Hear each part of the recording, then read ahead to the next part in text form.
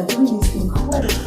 Well, there's a myriad of things. I think first of all, we have to go back to writer. You are very well known for your teaching skills. Your students speak a whole lot about you. Miss Nigeria competition. I said, let's pick them up. Let's take them back to Nigeria and let's teach them a different kind of job.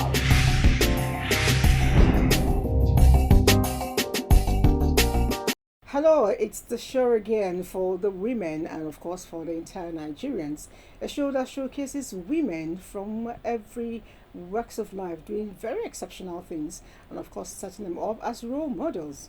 We know that in the course of growth, they may not have been that perfect, but how they circumvent every stumbling block, turning it into stepping stone is very important to us. Today we are going to be showcasing another personality who is making marks where it should be. Someone who ordinarily should be running away from certain things, but she says no. I'm not just going to peruse, I'm going to live inside of it. Train up a woman and of course you train a nation. Who is my guest? I'll leave you guessing when I return.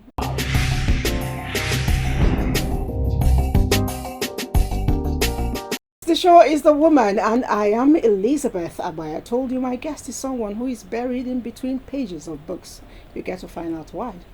She is seated here. She's pioneered a lot of things from the Federal University of Technology right up to the apex of library where she is engineering certain things. It's 1 year after she took over. We intend to find out what she's been doing and how she got there, and of course the totality of who she is. But join me as I welcome Professor Chinwe Veronica Anunobi. Thank you for coming on the show. Thank you, my dear. All right, so I watched out for you the day you resumed office, and I told myself I'm going to keep my eyes open and find out what will happen. I remember a lot of promises you made us. We'll get back to that, but I'd like to know. I am scared of reading too much. Sometimes I feel my head is too small. But you decided not just to read, but to live inside book. What engineered that? Were you forced by your parents? Because my parents did a lot of forcing for me. Thank you so very much. I want to say that providence and destiny, I am destined to bury myself inside a book like you have said. Actually, I didn't move out to become a library and information scientist. When I went in to take my JAM, that was after I've had my first issue. I wanted to read education. In fact, I did start of my husband, so I secured admission to read. That was when I was pregnant for my second child. In fact, I had my JAM April and I had my baby May, so you can understand. So you were in the jam hall with with a heavy stomach. Oh I was able to break through. I succeeded. In fact, I turned out to be the best student in my class. Mm-hmm. As I was graduating, I had my last one. My last one was a few months when I was in for my youth service. So I had 4 children. You made how many degrees? I have 4 children. No, how many degrees? No, I made 3. I made 2. You made 2 degrees, that's the children. Yes. And then you had the education. And you had the 3. biology. Yes. That is 4 degrees. Yes. So I had a desire to move in and add my master's. Incidentally, I went to Federal University of Technology because they were sharing the same boundary with the Minister of Education, Minister of Agriculture, where I was doing my youth service. And they said, you read education, this is University of Technology, they cannot take you unless we do remedial courses, but we do not have anybody to take you on remedial courses. Your degree and your scores are quite excellent. So somebody said, why don't you apply to work in the university? And that was how, and I was asked, where would you want to work? I said, library. That was how I get into the field of librarianship. I know that it's not peculiar to you, to go through such a process, because those of us who have been through labor room and back and taking care of children, we know that that task is all time, task on its own. But you were not scared. You went in like 8 months, almost 9 months to write JAMB. And that was your first, what they call primates, right? Yes. Okay. And then you continued all through. Where did you get the extra energy and determination? Well, there wasn't any energy, but I was highly motivated by my husband, because my husband said, see, you have a very good, you are intelligent. He used that word, you are intelligent. You must go to school. Because for my mother-in-law, I'm done. I have acquired the best, which is marriage. And my mother-in-law discouraged me, and in the midst of my husband's siblings, they are all educated. Though my father told me a story why he called me Veronica, he read a book, Veronica, my daughter. I have not read that book, I haven't seen it to read. He said, I didn't go to school, but my daughter, this is Veronica. Veronica was speaking English to them. Speak to them, Veronica. And he said, I am going to have my first child, and I'm going to call her Veronica. That was how he called me. Did Veronica. you get to speak the English to your father? Well, he saw the success, and he was overwhelmed. That's interesting. Yes. I must take a pause and acknowledge Dr. Anunobi, because a lot of men really do not, push their wives the way they should. And a lot of men are scared of their wives succeeding. Let me just end it there and let you just say hello to him. He's watching. Hello, my darling Sonny. I love you, and I thank you for actually making me what I am today. You took me up and you insisted that I must go to school. And here is the fruit. Thank you so very much for doing that. All right, thank you. So, having acknowledged where it all started from, you were, and you did something, the photo. You did something, the ICT area, try to bring in the new norm for the library.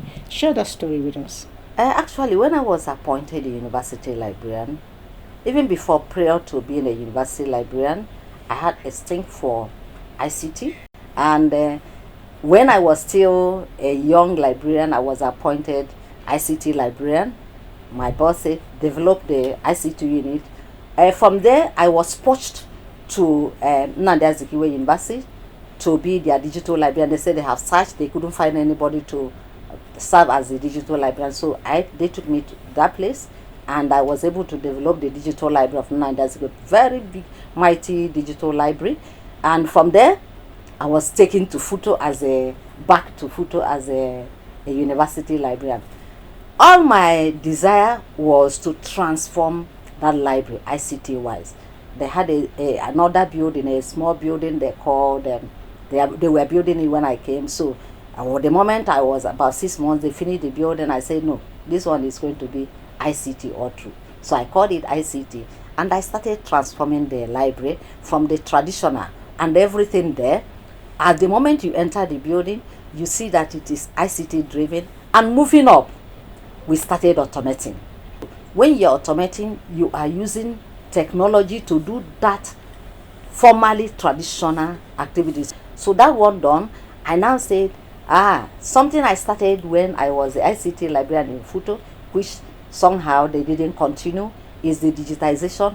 I said, no, we are going to digitize all the thesis. But prior to that, before I left Futo, I helped my boss to write Senate, and Senate approved that every student that must graduate in this university will submit the thesis in print and in electronic. So they normally send CDs. So that from that time, it was easy for us to get those ones in CD and begin to put them in the repository. A repository was designed, which I called Futo Space.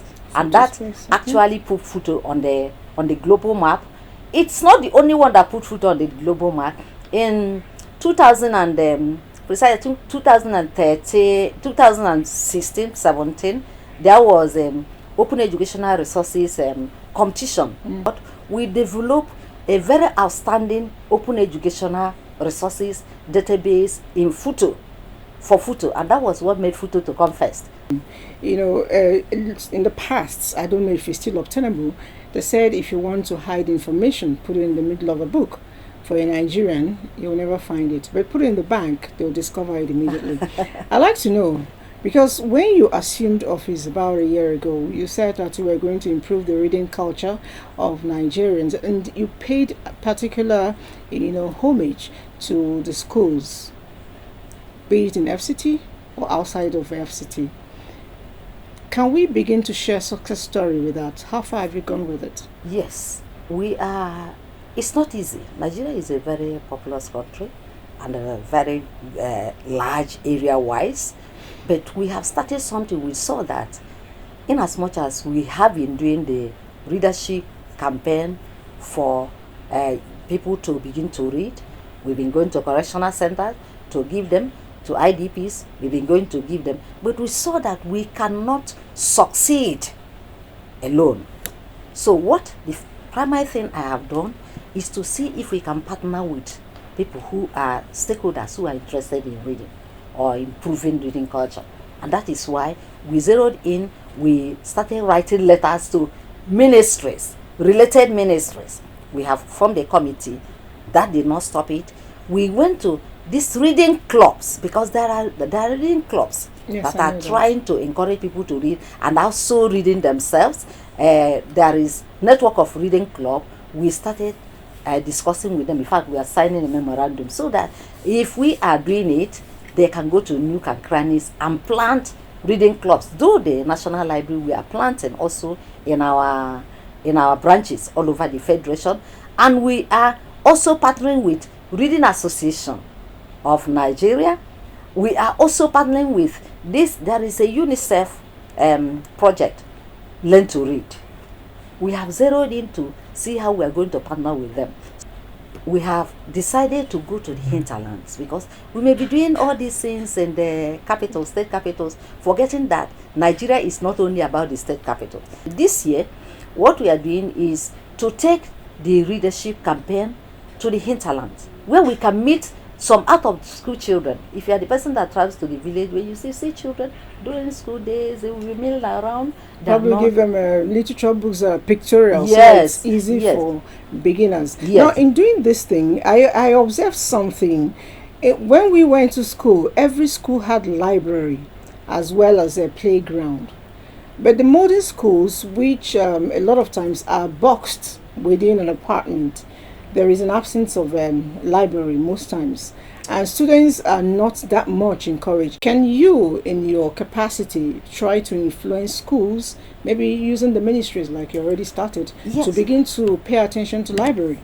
What my heads of branches all over the Federation, what they are doing is that they have commissioned them to go to schools to look at their libraries and look at what they have, and they insist that this library we are going to start from ensuring that they have library, at least for the school.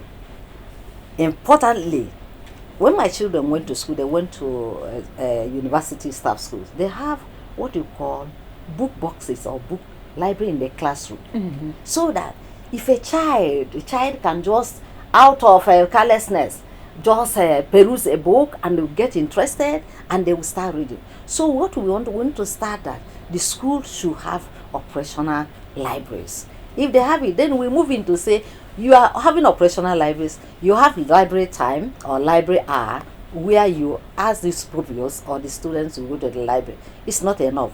Get some of these books, get small shelves, put them there according to their level, and the children will start playing the book. And that's how they read. Even for adults, you cannot, if you are not used to reading, you find it difficult. The only way to start reading is to get small books that you enjoy. Mm-hmm. From there you have the desire. So mm-hmm. that's the kind of thing we want to do. Okay, I still want to hold you accountable, so to speak, when you assume the office as a national librarian, and of course the chief executive officer of the National Library here in Nigeria. You promised us something around technology, that you're going to put our information science or information technology on the map, making it more digitized. Are we recording success as well? what we have done first is to develop what we call the National Repository of Nigeria. We are having difficulty because that repository is going to house, we are going to digitize all the legally deposited resources in the National Library. From the pre-colonial era, we have a lot of resources. That's good. Some of them are needed for research, some of them for leisure reading. In fact, as I'm speaking with you now, some people are there in Lagos because that's where we have the strong room digitizing. Now, the repository is just like a database. It's a preservative platform and database where all that we have digitized, we upload there. But then the copyright issue, especially for monographs, books, Nigerians wouldn't want that free access. So we have created 3 options access upon. One is that those that could be free, you read it, documents, circulars, anything that is in the public domain, you can read it freely. Then there are some of them you can have partial access. That is to say, you will see the title, you see the content page, so that you know, oh, this book or this material has something I'm looking for. Then you can now contact us. We tell you where it is. And we have one that you do not have. What you need to see is that you see something like a mirror, pictorial view of the book, but you cannot open, you cannot download. We are doing automated system, and that's not all. When you go beyond this country, or even in this country, you may have heard eLibrary USA. Yes. That is what they are using.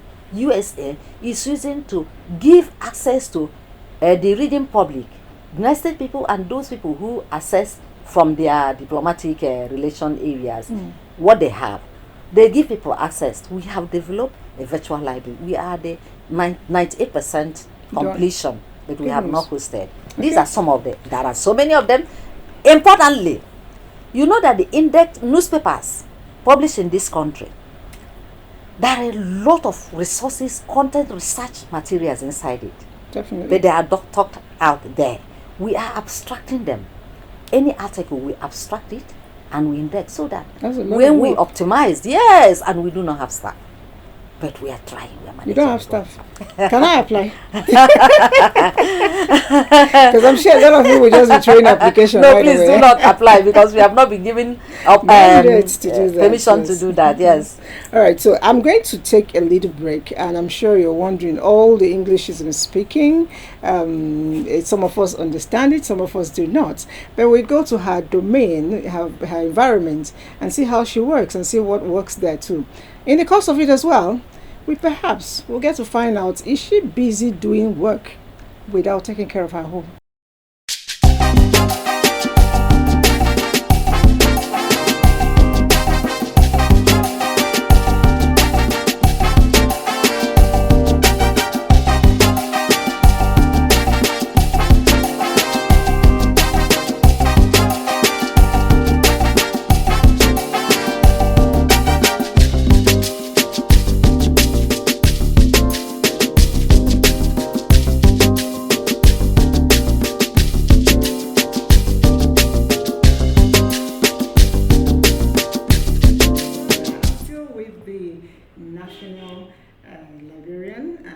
Chief Executive, National Library here in Nigeria. Research is, one big place we need to build on if we must grow, be it in science, the arts, everything.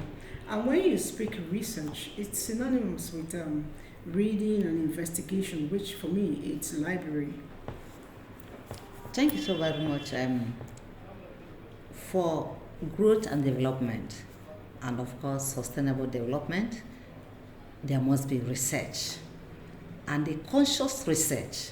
We can only do effective research if we can read. Unfortunately, the libraries are not equipped, but I thank God that intervention bodies like TEDFund is really doing great for higher institutions, universities, colleges of education, polytechnics and monotechnics. They are helping them at least to subscribe, in as much as indigenous research, indigenous knowledge are good.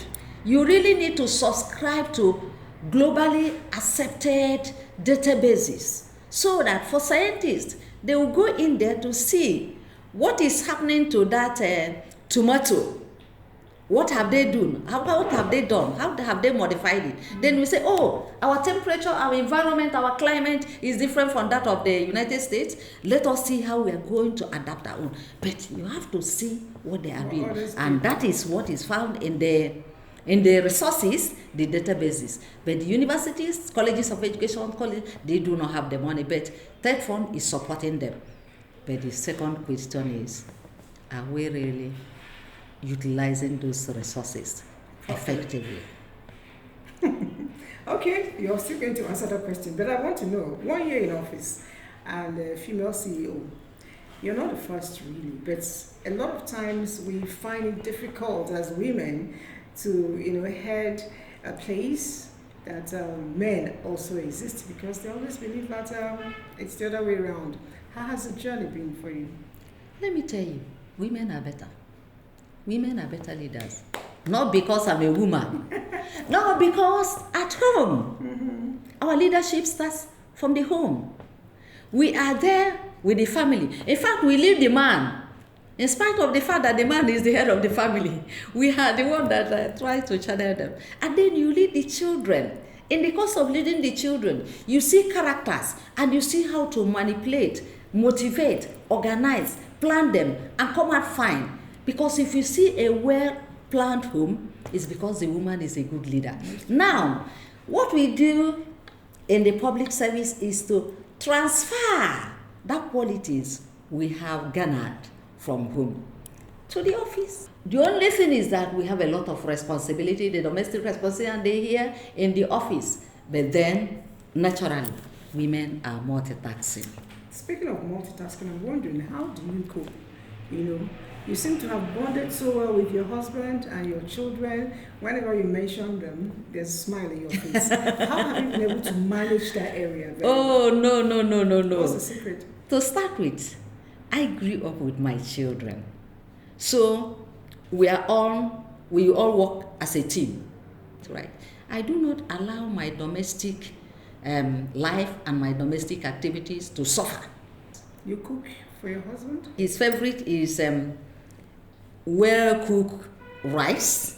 That's rice and stew with vegetable soup. A lot of vegetables. Will tell you, with vegetable soup. Swallow. Yes, Okay, I know he loves vegetable soup so much. Yes. That's good. Yes. Okay, so for relaxation, what do you do? Well, as you see me here, I'm a chorister.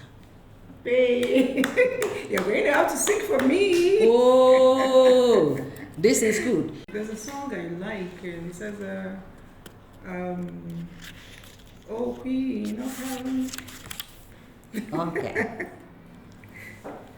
Oh, Queen of Heaven, the ocean star, guide all that wander here below. Lord of my soul, it waits your prayer, save us from peril thou from Mother of Christ, Star of the sea, pray for the soldiers, pray for me. Pray for the wanderers, pray for me. I didn't want to spoil your song, but that was nice. That was nice. I love that. Yeah. I will not leave until I've also extracted one thing from you. Yeah. Nigerian women, when we're very relaxed, we add a lot of weight. Where is your weight? I used to be very fat, but I was very conscious of it because it became a laughing stock. I became a laughing stock because of my weight. Among teenagers, that kind of thing, if you are that fat and they will look at you, why are you like this? We are spoiling our picture. This. Because of the consciousness, I mind what I eat. I don't give up exercising myself. That's good. I do that every day. I'm going to leave you, but until you've given us a message for women. There's a lot of resilience I see in you. I need you to speak to women out there. There are lots who have given up. Every woman is bound to face challenge in the home. You do not allow it to dampen your tomorrow, because your tomorrow is the family's tomorrow. The husband's tomorrow is not the family's tomorrow. If the woman is strong in character, in learning, in spirit, if a woman is resilient, the family will be resilient. That is my message for every woman. It's been an amazing moment with you. I must thank you for welcoming us here and letting us have a peep into your personal life. Thank you so much. And I know that the remaining 4 years will even be more beautiful. Thank you. All right, so we'll be talking with the National Librarian, the Chief Executive Officer, as the CEO of the National Library. I'll be with you again next week with another exciting personalities. But while you're waiting, pick up a book and read and start your family library.